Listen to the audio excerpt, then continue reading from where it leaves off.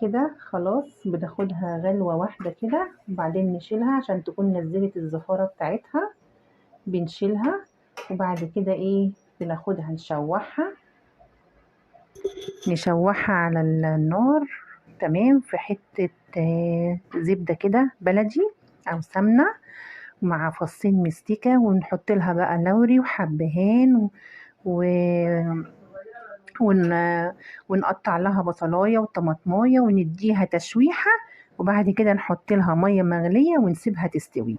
تطلع معاكي جميلة وما فيهاش ريحة زفارة خالص، وتاكليها بألف هنا وشفا.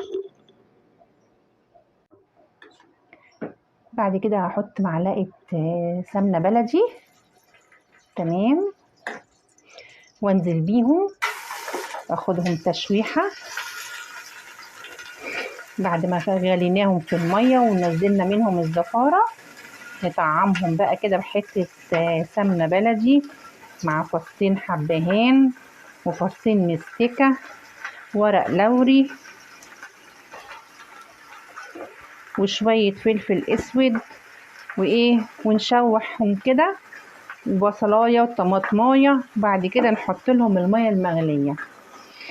تمام،